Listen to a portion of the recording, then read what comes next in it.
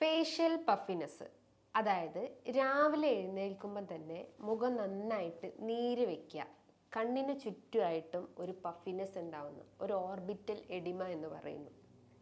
എന്തുകൊണ്ടാണ് ഇതിങ്ങനെ എല്ലാവരെയും ബാധിക്കുന്നത്? ഇത് സ്ത്രീകളെ മാത്രമാണോ ബാധിക്കുന്നത്, അതേ പുരുഷന്മാരെയും ബാധിക്കാറുണ്ടോ? ഇന്നത്തെ വീഡിയോയിലൂടെ നമുക്കതൊന്ന് ഡിസ്കസ് ചെയ്യാം. ഹായ്, ഞാൻ doctor Juhi Das, QNB health കെയറിലെ ഹോമിയോപ്പത്തിക് ഫിസിഷ്യനാണ്.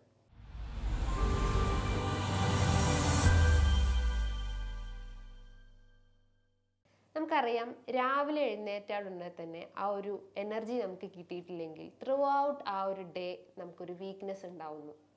ഇപ്പം രാവിലെ ബെഡിൽ നിന്ന് എഴുന്നേൽക്കുമ്പം തന്നെ കിടക്കുമ്പോൾ ആ ഒരു എനർജി ഫീലിംഗ് ഇല്ല.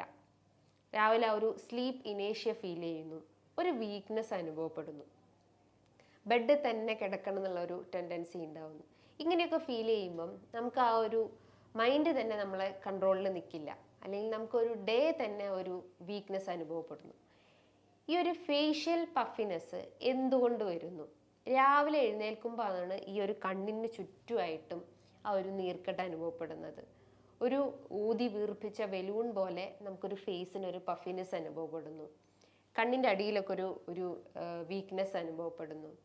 നമ്മളൊരു മിററിലേക്ക് നോക്കുമ്പം നമുക്ക് നമ്മുടെ ഫേസ് കാണുമ്പം തന്നെ നമുക്കൊരു കോൺഫിഡൻസ് ഇല്ലാത്തൊരവസ്ഥ ഉണ്ടാവുന്നു. നമ്മൾ ഒരു സെൽഫ് കെയർ ഇല്ല എന്നുള്ളൊരു തോട്ട് നമുക്ക് വരുന്നു. ഒന്നിനും ഒരു ഉന്മേഷം ഉണ്ടാവുന്നില്ല. ആ ഒരു ഡേ തന്നെ നമുക്ക് വീക്ക്നെസ് അനുഭവപ്പെടുന്നു. ഇത് വരാൻ ഒത്തിരി കാരണങ്ങളുണ്ട്. ഇതിന്ന് സ്ത്രീകളെ ആവട്ടെ പുരുഷന്മാരെ ആവട്ടെ ഒരേപോലെ കാണപ്പെടുന്നുണ്ട്. ആദ്യത്തേത് നമുക്ക് പറയാം, സ്ലീപ്പ് വേരിയേഷൻസ്. കൃത്യമായിട്ട് ഉറങ്ങിയിട്ടില്ലെങ്കിൽ അതിൻ്റെ ഭാഗമായിട്ടും വരും.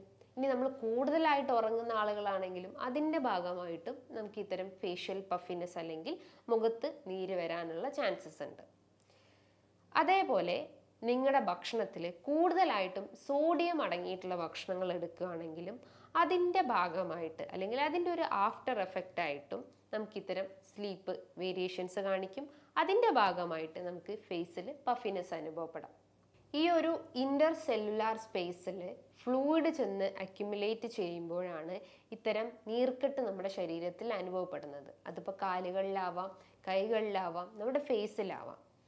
അപ്പോൾ ആദ്യത്തേത് ഞാൻ പറഞ്ഞു, സ്ലീപ്പിലുണ്ടാവുന്ന വേരിയേഷൻസ്. അതായത് കൂടുതലായിട്ട് ഉറങ്ങിയിട്ടുള്ള ആളുകളോ അല്ലെങ്കിൽ ഉറക്കം കുറഞ്ഞിട്ടുള്ള ആളുകളോ, അതായത് നൈറ്റ് ഷിഫ്റ്റ് ഒക്കെ കഴിഞ്ഞിട്ടുള്ള അല്ലെങ്കിൽ നൈറ്റ് ഡ്യൂട്ടി ചെയ്യുന്ന ആളുകൾ, നേഴ്സ്, ഡോക്ടേഴ്സ്, പോലീസ്മാൻസ്, അവർക്കൊക്കെ ഇത്തരം ഫേഷ്യൽ പഫിനെസ് അനുഭവപ്പെടാം. അതേപോലെ നിങ്ങളുടെ സ്ലീപ്പ് പൊസിഷനും ഇതിന് ഇമ്പോർട്ടൻ്റ് ആണ്. നമ്മുടെ എപ്പോഴും സ്ലീപ്പ് പൊസിഷൻ എന്താണ്? നമ്മൾ ചെരിഞ്ഞ് കിടക്കുക, ഒരു സൈഡിൽ, ഐദർ ലെഫ്റ്റ് അല്ലെങ്കിൽ ഐദർ റൈറ്റിലേക്ക് ചെരിഞ്ഞ് കിടക്കാൻ ശ്രമിക്കുക. കമിഴ്ന്ന് നമ്മുടെ ഈ ഒരു താടി നമ്മൾ പില്ലോൻ്റെ ഉള്ളിൽ ഇങ്ങനെ ടച്ച് ചെയ്ത് കിടക്കുകയാണെങ്കിലും ആ ഒരു സർക്കുലേഷൻ കറക്റ്റ് ആവുന്നില്ല. ബ്രീത്തിങ് സർക്കുലേഷൻ തന്നെ ഡിസ്റ്റർബ് ആവുന്നു. അപ്പോൾ നമുക്ക് കൂർക്കവലിയുടെ പ്രശ്നങ്ങൾ ഉണ്ടാവുന്നു, മൂക്കടഞ്ഞൊരു ഇഷ്യൂസ് ഉണ്ടാവുന്നു, രാവിലെ എഴുന്നേൽക്കുമ്പോൾ തലയ്ക്കൊരു ഭാരം ഫീൽ ചെയ്യുന്നു, ഒരു ഹെവിനെസ് ഫീലിംഗ് ഉണ്ടാവുന്നു, അതോടൊപ്പം തന്നെ ഫേസിലൊരു പഫിനെസ് ഫീലിംഗ് ഉണ്ടാവുന്നു. അപ്പം നമ്മൾ കിടക്കുന്ന പൊസിഷനും ഇതിന് വളരെയധികം ഇമ്പോർട്ടൻ്റ് ആണ്. ചില ആളുകൾക്ക് ഉറക്കം കിട്ടാൻ വേണ്ടിയിട്ട് മദ്യപിക്കുന്ന ആളുകളുണ്ട്. ഒന്ന് ഡീപ്പായിട്ട് എനിക്കൊന്ന് ഉറങ്ങണം, എൻ്റെ മൈൻഡൊക്കെ ഒന്ന് എനിക്ക് റിലാക്സ് ആവണം, എൻ്റെ ടെൻഷൻസൊക്കെ എനിക്ക് റെഡ്യൂസ് ചെയ്യാൻ വേണ്ടിയിട്ട് മദ്യപിക്കും. അപ്പം അവർ വിചാരിക്കുന്നത് നമുക്ക് നന്നായിട്ട് ഉറങ്ങാൻ പറ്റും. പക്ഷേ അങ്ങനെയല്ല. പല രീതിയിലുള്ള ഹോർമോണൽ ഫ്ലക്ച്വേഷൻസ് നമ്മളെ ബോഡിയിൽ ഉണ്ടാവും നമ്മൾ കൂടുതലായിട്ടും മദ്യപിക്കുന്നുണ്ടെങ്കിൽ. അപ്പോൾ അതിൻ്റെ ഭാഗമായിട്ടും നമുക്ക് ഉറക്കം ഡിസ്റ്റർബ് ആവുന്നു. അപ്പോൾ അതിൻ്റെ ഒരു ആഫ്റ്റർ എഫക്റ്റ് എന്ത് വരും? നമുക്ക് ഫേസിൽ പഫിനെസ് ഉണ്ടാവുന്നു, ഫേസിലൊരു എഡിമ ഫീലിംഗ് ഉണ്ടാവുന്നു. അതേപോലെ ഓരോ അസുഖത്തിൻ്റെ ഭാഗമായിട്ടും നമുക്ക് ഈ ഒരു ഫേഷ്യൽ വീക്ക്നെസ്സും അതേപോലെ തന്നെ ഫേഷ്യൽ എഡിമ അനുഭവപ്പെടാം. ആദ്യത്തേത് വിളർച്ച, അനീമിയ. നമ്മുടെ ശരീരത്തിൽ HBൻ്റെ അളവ് കുറഞ്ഞു കഴിഞ്ഞാൽ അല്ലെങ്കിൽ ശരീരത്തിൽ കൃത്യമായിട്ട് അയൺ അബ്സോർപ്ഷൻ നടക്കുന്നില്ലെങ്കിലും അതിൻ്റെ ഭാഗമായിട്ടും ഇത്തരം ലക്ഷണങ്ങൾ രൂപപ്പെട്ടെന്ന് വരാം.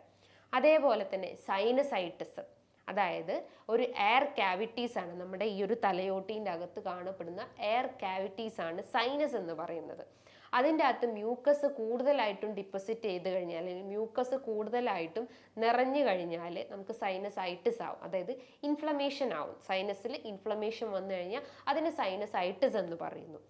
ഇടയ്ക്കിടയ്ക്ക് ഇൻഫെക്ഷൻസ് വരിക, അതായത് എസ്പെഷ്യലി അലർജി ടെൻഡൻസി ഉള്ള ബോഡി ആണെങ്കിൽ, അതായത് IgE റേസ്ഡ് ആയിട്ടുള്ള കണ്ടീഷൻസ് ഒക്കെ ഉണ്ടാവും. അതായത് ഇടയ്ക്കിടയ്ക്ക് മൂക്കടയുക, മൂക്കുന്ന് ഒലിപ്പ് ഉണ്ടാവുന്നത്, തലവേദന, മൂക്കടഞ്ഞു പോകുന്ന അവസ്ഥ, തൊണ്ടയിൽ കൂടെ കഫ ഇറങ്ങി വരിക, ജലദോഷം അനുഭവപ്പെടുക, അതിൻ്റെ ഭാഗമായിട്ടും നമുക്ക് സ്ലീപ്പിൽ നല്ല രീതിയിൽ വേരിയേഷൻസ് കാണിക്കും. ഉറങ്ങാൻ പറ്റാത്തൊരവസ്ഥ ഉണ്ടാവുന്നു. അപ്പോൾ രാവിലെ എഴുന്നേൽക്കുമ്പം തന്നെ ഫേസിലൊരു പഫിനെസ് ഉണ്ടാവുന്നു, തടിച്ച് വീർത്തിരിക്കുന്ന ഒരു അവസ്ഥ ഉണ്ടാവുന്നു. അതോടൊപ്പം തന്നെ മൂക്കടഞ്ഞൊരു ഫീലിങ്ങും അനുഭവപ്പെടുന്നു. അപ്പോൾ അലർജിക് ടെൻഡൻസിയും ഇതിലേക്ക് ലീഡ് ചെയ്യാനുള്ള ഒരു ചാൻസസ് ഉണ്ട്. മറ്റൊരു പ്രധാനപ്പെട്ട ഒരു കാരണം എന്ന് പറയുന്നത് നിങ്ങളുടെ അമിതവണ്ണം. അതായത് നമ്മുടെ ഓരോ ബോഡി പാർട്സിലും കൊഴുപ്പ് ഡിപ്പോസിറ്റ് ചെയ്ത് കഴിഞ്ഞാൽ, അതായത് നമ്മൾ ഈ ഒരു നെക്ക് റീജിയൻസിലും അതേപോലെ തന്നെ ഓരോ തൊട ഇടുക്കിലുകളൊക്കെ ഇത്തരം കൊഴുപ്പ് ഡിപ്പോസിറ്റ് ചെയ്ത് കഴിഞ്ഞാലും അല്ലെങ്കിൽ അമിതവണ്ണത്തിൻ്റെ പ്രശ്നങ്ങളൊക്കെ ഉണ്ടെങ്കിലും അതിൻ്റെ ഭാഗമായിട്ടും ഇത്തരം വീക്ക്നെസ് അല്ലെങ്കിൽ ഫേഷ്യൽ പഫിനെസ് അനുഭവപ്പെടാനുള്ള ഒരു ചാൻസസ് ഉണ്ട്. അതേപോലെ നിങ്ങളുടെ ബോഡിക്ക് കൃത്യമായിട്ട് വർക്കൗട്ട് കൊടുത്തിട്ടില്ലെങ്കിൽ, ലാക്ക് ഓഫ് എക്സസൈസ് ആവട്ടെ, അതിൻ്റെ ഭാഗമായിട്ടും ഇത്തരം വീക്ക്നെസ്സും അതോടൊപ്പം തന്നെ ഈ ഒരു ഫേഷ്യൽ പഫിനെസ്സും നിങ്ങൾക്ക് അനുഭവപ്പെടാനുള്ള ചാൻസസ് വളരെ കൂടുതലാണ്. നിങ്ങൾ കഴിക്കുന്ന ഭക്ഷണ രീതികളാവട്ടെ, അതായത് കൂടുതലായിട്ടും സാൾട്ടി, സ്പൈസി, ഓയിലായിട്ടുള്ള ഭക്ഷണങ്ങളൊക്കെ രാത്രി കാലങ്ങളിൽ കൂടുതലായിട്ട് എടുക്കുകയാണെങ്കിലും നമുക്ക് ദഹനം കൃത്യമായിട്ട് നടക്കില്ല. അതായത് വയറ് സ്തംഭനം, വയറ് വീർക്കുന്നു, ഗ്യാസ് ട്രബിളിൻ്റെ ഇഷ്യൂസ് ഒക്കെ സ്റ്റാർട്ടപ്പ് ചെയ്യുന്നതാണ്. നമുക്ക് കൃത്യമായിട്ടൊരു ഉറക്കം കിട്ടുന്നില്ല, ഉറക്കം ടോട്ടലി ഡിസ്റ്റർബ് ആവുന്നു. അപ്പോൾ രാവിലെ എഴുന്നേൽക്കുമ്പം ഫേസിലൊരു പഫിനെസ്സും വീക്ക്നെസ്സും അനുഭവപ്പെടുന്നു. കിഡ്നി സംബന്ധമായിട്ടുള്ള എന്തെങ്കിലും ബുദ്ധിമുട്ടുകൾ ഉണ്ടെങ്കിൽ, കിഡ്നി സ്റ്റോൺ അല്ലെങ്കിൽ കിഡ്നി ഫെയിലിയർ പ്രശ്നങ്ങളൊക്കെ ഉള്ള ആളുകളിലും ഈ ഒരു ഫേഷ്യൽ പഫിനെസ് വളരെ കോമൺലി കണ്ടുവന്നിട്ടുണ്ട്.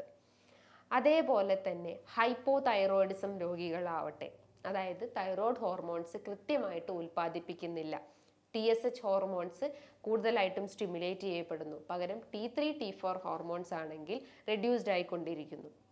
അതിൻ്റെ ഭാഗമായിട്ടും ഈ ഒരു ഫേസിൽ ഒരു പഫിനെസ് ഉണ്ടാവുന്നു, കണ്ണിന് ചുറ്റും ഒരു ഡാർക്ക്നെസ് ഫീലിംഗ് ഉണ്ടാവുന്നു, കണ്ണിന് ചുറ്റും ഒരു ഭാരം ഫീൽ ചെയ്യുന്നു. അതോടൊപ്പം തന്നെ മെൻ്റലിയും ഫിസിക്കലിയും വീക്ക്നെസ് അനുഭവപ്പെടുന്നു.